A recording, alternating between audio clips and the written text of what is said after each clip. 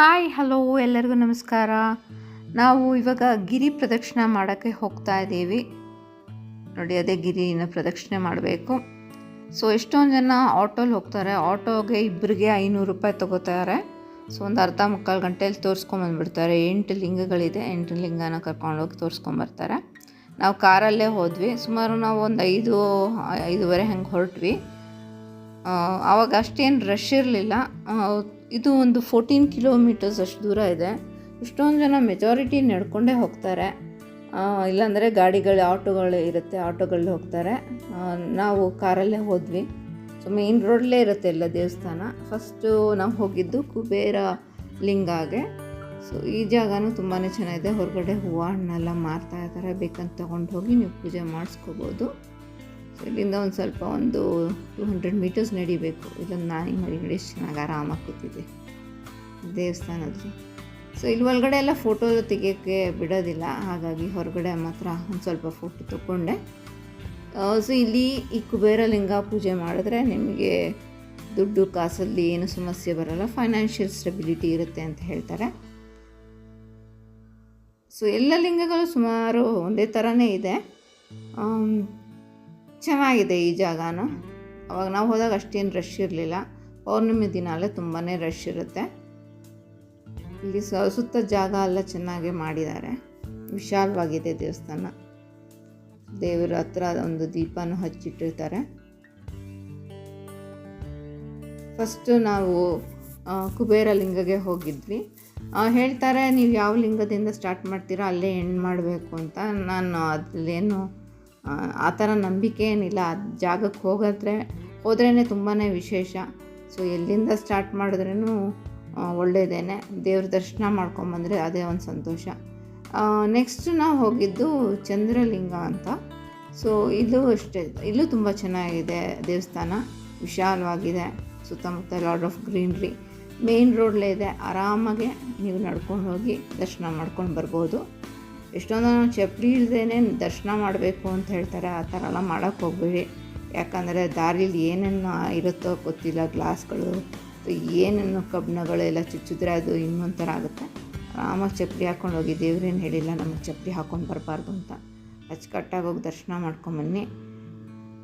ಇಲ್ಲಿನೂ ಅಷ್ಟೇ ರಶ್ ಇರಲಿಲ್ಲ, ಯಾಕಂದರೆ ವೀಕ್ ಡೇ ಇರೋದ್ರಿಂದ ಆರಾಮಾಗಿ ನಮಗೆಲ್ಲ ಕಡೆನೂ ಈಸಿಯಾಗಿ ದರ್ಶನ ಆಗೋಯ್ತು. ನನಗೆ ಏನೂ ತೊಂದರೆ ಆಗಲಿಲ್ಲ ನನಗೆ. ಸೊ ಇಲ್ಲಿ ದರ್ಶನ ಮಾಡಿಕೊಂಡು ಚಂದ್ರನ ಆಶೀರ್ವಾದ ಇದ್ದರೆ ಎಲ್ಲನೂ ಒಳ್ಳೆಯದಾಗುತ್ತೆ ಅಂತ ಹೇಳ್ತಾರೆ. ಸೊ ಇಲ್ಲೆಲ್ಲ ಆನ್ ದ ವೇ ಹೋಗಬೇಕಾದ್ರೆ ಜನಗೆ ಶೆಲ್ಟರ್ ಇದೆ, ನೀರಿದೆ, ಕಾಫಿ ಟೀ ಏನಾದ್ರು ಬೇಕಂದರೆ ಅದು ಕುಡಿಯಲಿಕ್ಕೆ ಅನುಕೂಲ ಎಲ್ಲ ಮಾಡಿಕೊಟ್ಟಿದ್ದಾರೆ.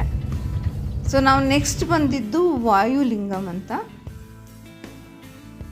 ಇದು ಅಷ್ಟೇ, ಇಲ್ಲಿ ಹೊರಗಡೆಯಿಂದನೂ ನೋಡ್ಬೋದು ನಾವು ಬೇಕಂದರೆ. ಎಲ್ಲ ಲಿಂಗನೂ ಒಂದು ಸ್ವಲ್ಪ ಆಲ್ಮೋಸ್ಟ್ ಸಿಮಿಲರಾಗೇ ಇದೆ. ಎಲ್ಲ ಅಲಂಕಾರ ಮಾಡಿಬಿಟ್ಟಿರ್ತಾರೆ, ಹಾಗಾಗಿ ನಮಗೆ ಮೂಲ ದೇವ್ರು ಹೆಂಗಿದೆ ಅಂತ ಗೊತ್ತಾಗೋದಿಲ್ಲ. ಬಟ್ ಪವಿತ್ರ ಸ್ಥಳ. ಸೊ ಇಲ್ಲಿಂದನೂ ನೋಡಿ ಹಂಗೆ ಲಿಂಗ ಕಾಣಿಸುತ್ತೆ, ಆದರೆ ಇಲ್ಲಿ ಕಾಣಿಸ್ತಾ ಇಲ್ಲ ಇವಾಗ ಸದ್ಯಕ್ಕೆ. ತುಂಬ ಚೆನ್ನಾಗಿದೆ. ನೆಕ್ಸ್ಟ್ ನಾವು ಹೋಗಿದ್ದು ವರ್ಣಲಿಂಗ ಅಂತ. ಅಲ್ಲೂ ದರ್ಶನ ಮಾಡಿಕೊಂಡು ಅಲ್ಲಿಂದ ಇಲ್ಲೂ ಈ ಲಿಂಗ ತುಂಬ ಚೆನ್ನಾಗಿದೆ ಅಲ್ವ. ಇದ್ರ ಮುಂದೆ ಇರೋ ನಂದಿನೂ ಭಾಳ ಚೆನ್ನಾಗಿದೆ. ಆ ಫೋಟೋ ತೆಗಿಯೋಕ್ಕೆ ಅವ್ರು ಬಿಟ್ಟಿಲ್ಲ ನನಗೆ, ಬಟ್ ಇಟ್ಸ್ ಓಕೆ. ಆ ಜಾಗಕ್ಕೆ ಹೋಗಿದ್ದೆ, ಒಂಥರ ಖುಷಿ ಆಯಿತು.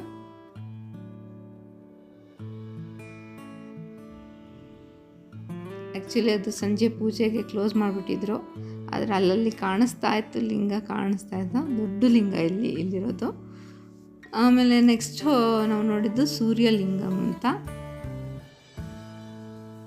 ಸೊ ಇಲ್ಲೂ ಅಷ್ಟೇ ತುಂಬ ಚೆನ್ನಾಗಾಯಿತು ದರ್ಶನ ದೇವ್ರದ್ದು.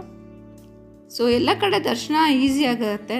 ಇಲ್ಲೆಲ್ಲ ನೀವು ಹೋಗಬೇಕಂದ್ರೆ ಸಂಜೆ ಹೋಗಬೇಕು, ಇಲ್ಲ ಅಂತಂದರೆ ಬೆಳಗಿನ ಜಾವ ಹೋಗಬೇಕು. ಮಧ್ಯಾಹ್ನ ಏನಾದರೂ ಹೋದರೆ ತುಂಬ ಬಿಸಿಲಿರುತ್ತೆ, ನಡೆಯೋಕ್ಕಾಗೋದಿಲ್ಲ.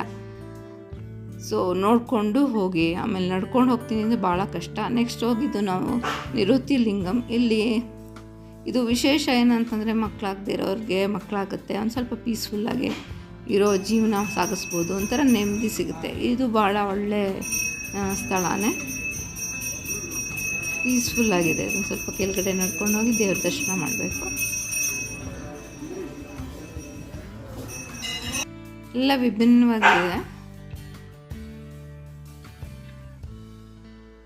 ಚೆನ್ನಾಗಿ ಮಾಡಿದ್ದಾರೆ ಇಲ್ಲಿ.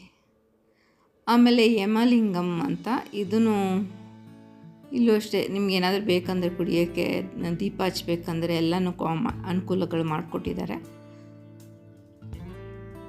ಇಲ್ಲಿ ನಿಮ್ಗೇನಾದರೂ ಭಯ ಏನಾದರೂ ಇದ್ದರೆ ಅದೆಲ್ಲ ಹೋಗಿ ದೂರ ಮಾಡಿಬಿಡುತ್ತೆ ಈ ಲಿಂಗ ದರ್ಶನ ಮಾಡಿದ್ರೆ. ಇದು ಬಿಟ್ಟರೆ ರಮಣಶ್ರೀ ಅವ್ರದ್ದು ಆಶ್ರಮ ಇದೆ, ಅಲ್ಲೆಲ್ಲ ಒಳಗಡೆ ಫೋಟೋ ಎಲ್ಲ ಬಿಡೋದಿಲ್ಲ, ಮತ್ತು ತುಂಬ ಸೈಲೆನ್ಸ್ ಮೇಂಟೈನ್ ಮಾಡಬೇಕು. ಭಾಳ ಚೆನ್ನಾಗಿದೆ, ಖಂಡಿತವಾಗ್ಲೂ ಅಲ್ಲಿ ಹೋಗಲೇಬೇಕು ನೀವು ಹೋದರೆ. ಸೊ ಅದ್ರ ಪಕ್ಕದಲ್ಲೇ ಒಂದು ರೆಸ್ಟೋರೆಂಟ್ ಇತ್ತು. ಸೊ ನಾವೇನಾದರೂ ತಿನ್ಕೊಂಡು ಹೋಗೋಣ ಅಂದ್ಬಿಟ್ಟು ನಾನು ಚಪಾತಿ ಕುರ್ಮಾ ತೊಗೊಂಡು ತಿಂದೆ, ವಿತ್ ಆಫ್ಕೋರ್ಸ್ ಒಂದು ಕಾಫಿ. ಸೊ ಅದೇ ನಮಗೆ ಡಿನ್ನರು. ನಾನು ಒಂದು ಸ್ವಲ್ಪ ಅರ್ಲಿ ಡಿನ್ನರ್ ಮಾಡ್ತೀನಿ, 6-7 ಗಂಟೆ ಒಳಗಡೆ ಊಟ ಮಾಡಿಬಿಡ್ತೀನಿ. ಸೊ ಅದು ಮುಗಿಸೋ. ಇದು ಚೆನ್ನಾಗಿದೆ, ಇದು ಅಂಡರ್ ರಿನೋವೇಷನ್. ತುಂಬ ರಮಣಶ್ರೀ ಆಶ್ರಮದ ಎದುರುಗಡೆನೇ ಇರೋದು ಈ ಹೋಟೆಲು. ಇದು ಬಂದುಬಿಟ್ಟು ಹೋಟೆಲ್ ಆನಂದ ರಮಣ ಅಂತ. ಇಲ್ಲಿ ಊಟನೂ ಚೆನ್ನಾಗಿದೆ, ತಿಂಡಿನೂ ಚೆನ್ನಾಗಿರುತ್ತೆ. ಚೆನ್ನಾಗಿತ್ತು. ನಾವು ಪನ್ನೀರು ಪಾರ್ಸಲ್ ತೊಗೊಂಡ್ವಿ, ತುಂಬ ಚೆನ್ನಾಗಿತ್ತು ಪನ್ನೀರ್ ಟಿಕ್ಕಾ. ಸೊ ಅಲ್ಲಿಂದ ನಾವು ನೆಕ್ಸ್ಟ್ ಹೋಗಿದ್ದು, ನಾವು ಮಧ್ಯ ಬ್ರೇಕ್ ತೊಗೊಂಡಿದ್ದು ಒಂದೇ ಅನಿಸುತ್ತೆ.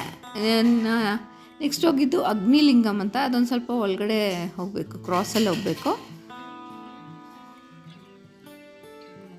ಇದು ಇಲ್ಲೋದಾಗ ಒಂದು ಸ್ವಲ್ಪ ರಶ್ ಇತ್ತು, ತುಂಬ ಚಿಕ್ಕ ರೋಡ್ ಅದು ಕ್ರಾಸು, ಅಲ್ಲಿ ತುಂಬ ಆಟೋಗಳು ಎಲ್ಲ, ಯಾಕಂದ್ರೆ ತುಂಬ ಜನ ಆಟೋಲ್ಲಿ ಬರ್ತಾರಲ್ಲ ಅವರೆಲ್ಲ ಅಲ್ಲಲ್ಲೇ ಬಂದುಬಿಡ್ತಾರೆ.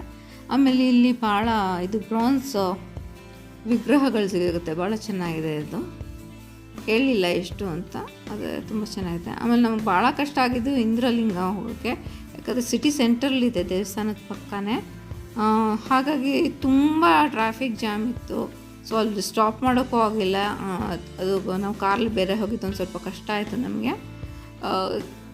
ಸೊ ಇಲ್ಲಿ ಫಸ್ಟು ಇದು ದರ್ಶನ ಮಾಡ್ಕೊಂಡು ಹೋಗ್ಬಿಟ್ರೆ ಪ್ರಾಬಬ್ಲಿ ನಮ್ಗೆ ಅಷ್ಟು ತೊಂದರೆ ಆಗೋಲ್ಲ ಅನಿಸುತ್ತೆ, ಯಾಕಂದರೆ 9 ಗಂಟೆ ಒಳಗಡೆ ದೇವಸ್ಥಾನ ಎಲ್ಲ ಕ್ಲೋಸ್ ಮಾಡಿಬಿಡ್ತಾರೆ. ಸೊ ಹಾಗಾಗಿ ತುಂಬ ಅಲ್ಲೊಂಚೂರು ಕಷ್ಟ ಆಯಿತು. ಆಮೇಲೆ ಲಾಸ್ಟ್ ಬಂದಿದ್ದು ನಾವು ಈಶಾನ ಲಿಂಗಮ್ ಅಂತ. ಇದು ಫೈನಲ್ಲಾಗಿ ಲಾಸ್ಟ್ ಹೇಳಿದ್ದು ಅವ್ರು ಹಾಗೇ, ಲಾಸ್ಟ್ ಈಶಾನ್ಯ ಲಿಂಗಮ್ ದರ್ಶನ ಮಾಡ್ಕೊಳ್ಳಿ ಅಂತ. ಸೊ ಅಲ್ಲ ಕೊನೆಯದಾಗಿ ನಾವು ಬಂದು ಅಲ್ಲಿ ದರ್ಶನ ಮಾಡಿಕೊಂಡು ದೇವಸ್ಥಾನಕ್ಕೆ ಹೋಗಲಿಲ್ಲ, ಮಾರನೇ ದಿನ ಹೋಗೋಣ ಅಂದ್ಬಿಟ್ಟು ಅಲ್ಲಿ ದರ್ಶನ ಮಾಡ್ಕೊಂಡು ನಾವು ಹೊರಟು ಬಿಟ್ವಿ. ಇಲ್ಲಿ ಈ ದೇವಸ್ಥಾನಕ್ಕೆ ಬಂದರೆ ನಿಮಗೆ ಒಂದು ಸ್ವಲ್ಪ ಶಾಂತಿ ಸಿಗುತ್ತೆ.